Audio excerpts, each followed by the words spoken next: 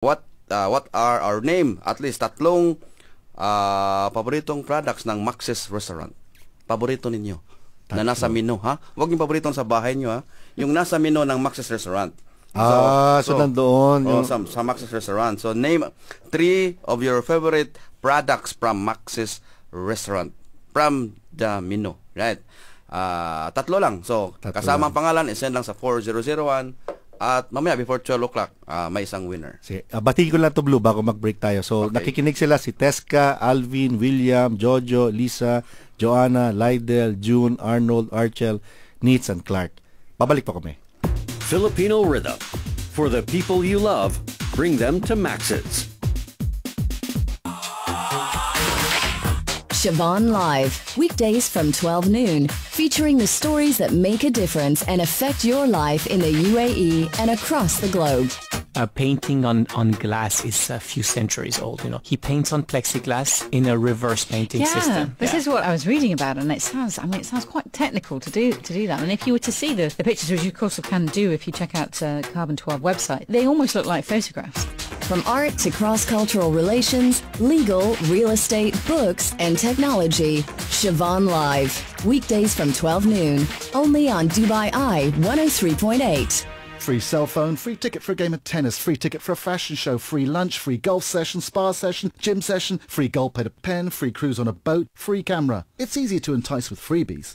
At HSBC Premier, we'd rather offer you world-class expertise in wealth management, our global safety net, and recognition in more than 80 countries. Ask yourself, what's really important when it comes to choosing your bank? The choice is yours. HSBC Premier. Call 800 40 4443. HSBC Bank Middle East Limited is regulated by the Jersey Financial Services Commission. Terms and conditions apply. Like to be a professional trader in Forex, stocks, futures, options? Online Trading Academy presents Premier Traders Event, witnessing most of the big names in online trading. Join us on September 6th in Dubai and September 7th in Abu Dhabi. What could be better than dedicated time with world-class traders who share tips to navigate today's market? Learn from the best. One full day of world-class trading education for free. To reserve seats, call 800 OTA or log on to tradingacademy.com/Dubai for more info. All the stars talk to Lloyd & Lumber. International funny man, Ahmed Ahmed. I learned this from a veteran comedian that had schooled me one day because I was on stage and I had a bad set and I said, oh, the crowd was awful. He said, never blame the audience. They came to see you, they paid a ticket, and it's your job to make them laugh. Emirati film director Ali Mustafa. City of Life was almost 4.5 years in the making, really. Knocking on doors and doors and doors till finally, understood the vision behind it, what we wanted to do, and gave us their support. Britain's ultimate pub landlord, Al Murray. To be honest, the smaller the venue, the better in lots of ways, because, it's a sort of white to their eyes thing with the front row. I like all that. I like getting in amongst people. Yeah. Lloyd & Lumber's Entertainment Today, Dubai Eye 103.8. Filipino Rhythm, brought to you by Al Ansari Exchange. Close to you in Al Safina Roundabout in Ras Al Khaimah. Al Ansari Exchange, your first choice.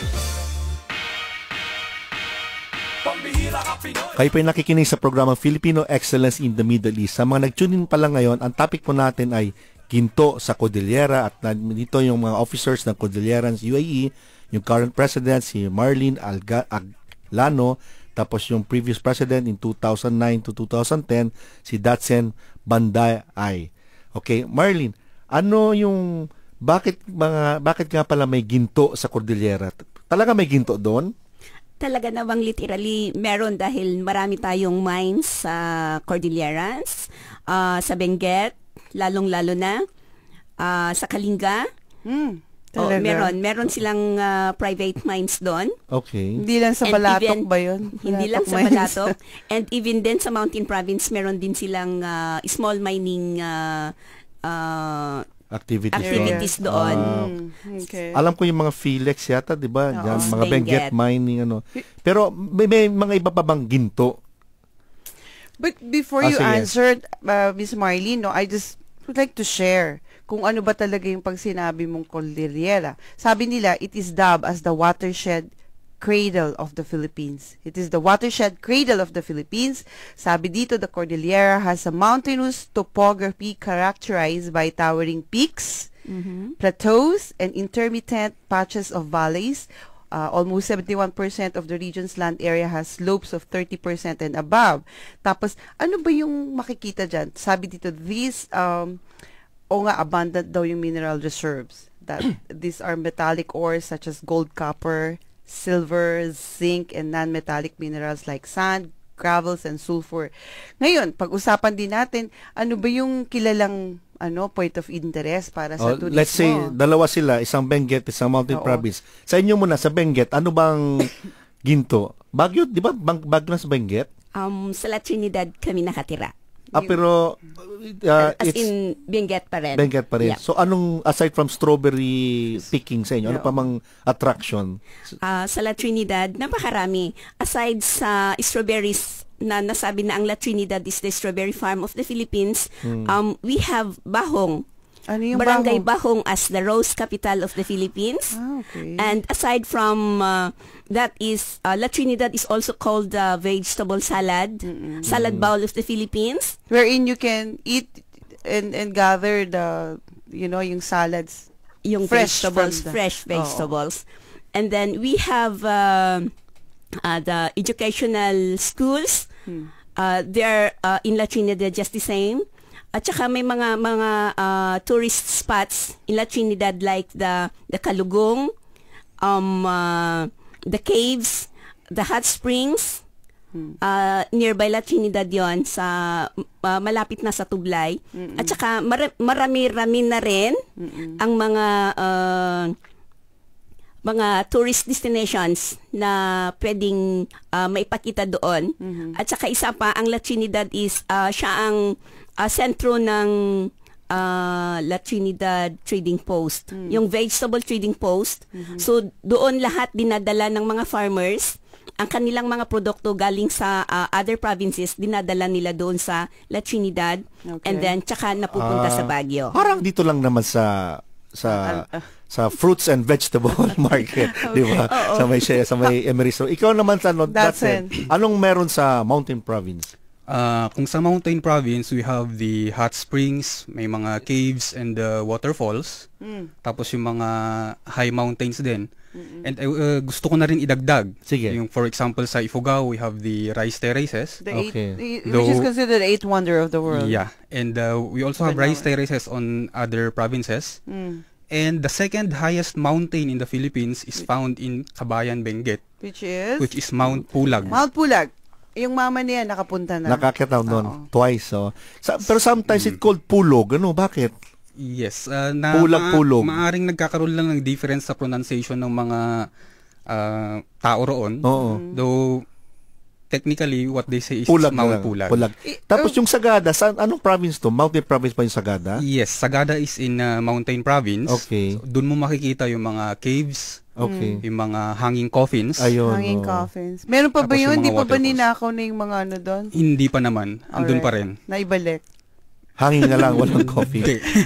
Okay. Kung may mga ninakaw man siguro 1 or 2 cases lang. Takot lang pero nila. Pero pa rin. Diba? Takot na. Pero alam mo, my father talaga loves yung lalo na sa Sagada. He kept on mentioning about yung pagmamasahe. Iba yata pagmamasahe ng mga taga dyan. But sila ba, is it okay for them to be called Igorot dun sa area na yun? They are definitely Igorot. Kasi di ba merong mga ibang, I understand ng mga taga mountain, taga bundok, na since patag. Like, ano yung mga lugar na patag na kahit na sinabi mong taga Mountain Province? Usually, ang Kalinga and Apayao at saka ang Ifugao, sila yung nagkiklaim na they are not Igorots because their location geographically is not mountainous. Mas lower pala. Yeah, so mas lower. Kung hindi, what do they prefer to be called then? That's the reason why we called our group as Cordillerans. Okay. So now, Cordillerans UAA. Ano yung history nito? That's nauna kang maging head. Kailan ba ito na-start tong Cordillerans UAE? Tong Cordillerans UAE, nag-start to around 5 years ago. Okay. So, nag-start lang. Actually, around 7 people lang ang nag-meet. Namely, yung some of them is Mr. Engineer Ronyo Amlos. Okay, kilala ko si Ronyo. And then the first president, Engineer Hilbert Willie. Okay, yan, si Hilbert rin. Hilbert, siya yung unang president for the first 2 years. Ayun. So, birthday of Ronyo that time, and with 4 other friends, they met to celebrate the birthday, and then they decided to invite all the Cordillerans and start the organization. So, anong objective nito? Aside from a regional grouping, anong gustong ma-achieve nito? Yun. So, basically, nabanggit mo na rin na it's a cultural grouping. Another is to help each other. Okay. Magtulungan in like financially, yes, emotionally. Yeah, tapos yun yung sa basically mga as a support group. Importante yan eh. At saka tagay-tagay. ano ba yun? Sake ba yun? Sake? Sake. Alam mo ba yung tagay-tagay, Daddy Blue? Alam mo ba yung tagay-tagay? Iba yun sa Bisaya eh. Anong sa Bisaya yan? Yan. Ayun, tama. Ang tama ba? Hindi kasi, kilala ang mga mga igorot sa ganyan kasi nga malamig. So they would drink, 'di ba, to warm their bodies. And nakakatuwa, they have their own yung counterpart yan, panlaban yan sa Japanese wine. Ang tawag dito ay tapoy. Anong pronunciation? Tapoy or tapoy? Tapoy. Waiter, give me tapoy. Uy, masarap yan, 'di ba? Parang beer na di ba? It's rice wine actually. It's sarap. Tapos meron din yung tinatawag natin na basi. Meron din sila. Yung basi naman is from the sugar cane. Okay. Pero walang kakaiba yung tapoy. May nabibili bang pwede bang ibiyahe yun ng mahabang Hindi. Ginagawa naman dito. Pwede. Pero just for personal consumption. Correction. Nagdadala kami ng bubod. Yung bubod, yun yung ginagamit sa pag-ferment para magkaroon ng juice. Okay. Meron pang isang magandang produktong naalala ko when you talk about the Cordillera, yung brown rice. Ang kintuman. Napaka nutritious. Sa Kalinga, marami silang ganyan. Ano pangalan? Kintuman. Parang ano yan? Ay, yun yung pang diet. Red rice. Red rice. So rich. 'Di ba? Yun yung pang diet. Kasi konti lang siya pero Yung nabanggit ni Datsen na isa pa sa mapagtulong, 'di ba? So yung pinunta ka sa namin 2 weeks ago, yung Mr. and Miss Cordillera, fundraising yun, Marlene, ano ba yun? Ba't yun inorganize?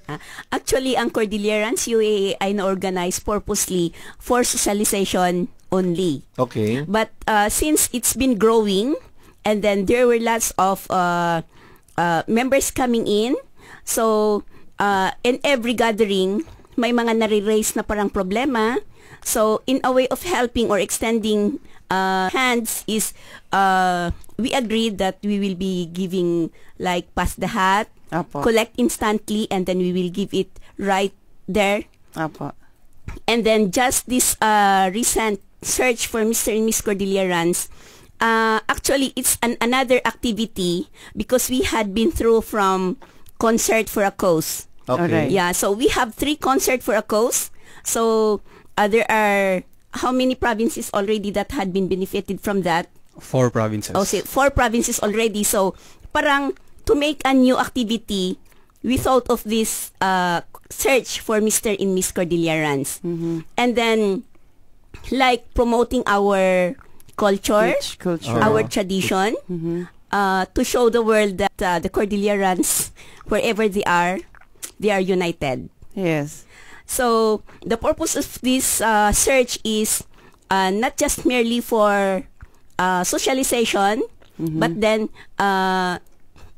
its popularity and talent. Yes. So we sold tickets. So 40-60 is the sharing. So 40 will go to the mother to augment the expenses, and then 60 will go to the chapter. So chapter yung mga 6 provinces. Yes. it will go to the chapters. So we agreed that the 60% will cover the expenses of their candidates, and whatsoever is left in there is